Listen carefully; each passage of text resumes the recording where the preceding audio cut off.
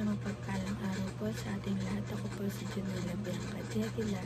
Ito po ang aking Day 124 devotion para sa ating 365 daily devotion na pinamagatang. Ano ang tatlong bagay na mangyayari sa hinaharap? At ang topic po natin ngayon ay General Eschatology. Sabi po yung concept na General Eschatology is a study of the future events that affect the whole world, like the return of Christ, the resurrection of the dead, the final judgment, and the new heaven and earth. This reminds us that history is going somewhere. God is moving everything toward a glorious and victorious end.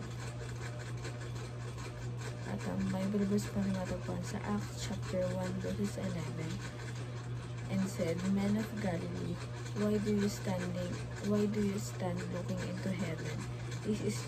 This Jesus, who was taken up from you into heaven, will come in the same way as you saw him go into heaven. Sabi nila, kayong mga taga-Galilea, bakit kayo nakatayo rito at nakatingin sa langit? Itong si Jesus na umakyat sa langit ay magbabalik gaya ng nakita niyong pag-akyat niya. At ang teachings ko ngayon ay number 1. 3 things that will happen in the future. Return of Christ. Ito po, ang pagbabalik na ating dapat talaga grabe dapat yung kagalakan dito pag nalang ating return of Christ. Kasi, ayun nga yung sabi dito na itong si Jesus na umakyat sa langit ay mababalik gaya ng nakita ninyong pag-akyat niya. Dahil sinabi niya talaga na babalik siya muli sa atin.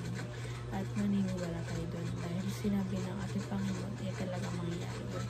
Talaga naghanap na siya ng perfect timing para sa kanyang pagbabalik, para sa restoration ng lahat ng creature niya and bagong heaven and earth. Number 2, ito po, resurrection and judgment. Ito po, mangyayari po ito in the future yun. Resurrection and judgment. Ito po, yung pagkabuhay muli at yung final judgment na mangyayari sa atin. Ito po yung mangyayari, yung judgment bago tayo makapasok sa kaharian ng ating Panginoon. Wala pong makakaligtas doon, even yung mga pare, yung mga pastor, mga bishop, lahat po ng tao isasalang doon sa final judgment yung tinatawag ng ating Panginoon. And number 3 naman po, restoration of creation. Ito naman po, sa pagbabalik ng ating Panginoon. Ayan, restoration of creation ito. Maayusin niya yung ayusin niya yung mga creation niya, ginawa niya, gagawin niya better place, and mas papagandahin niya pa. Siyempre, maayusin niya, tatanggalin niya yung mga i-restore niya yung mga tao, i-restore niya, tatanggalin niya naman yung mga kasalanan at yung bahid ng kasalanan na hindi kaaya-aya para sa kanya.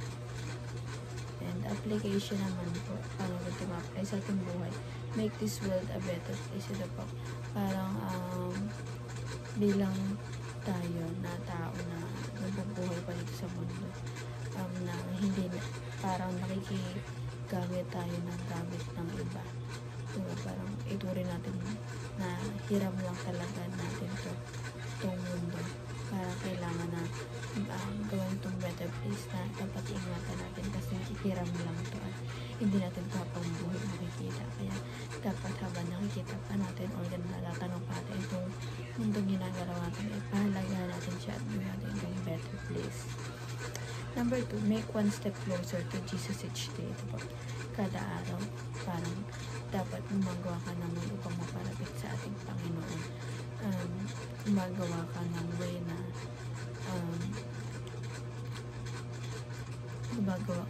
upang mas kilalanin mo pa siya at mas lumalim na relasyon mo sa Kanya.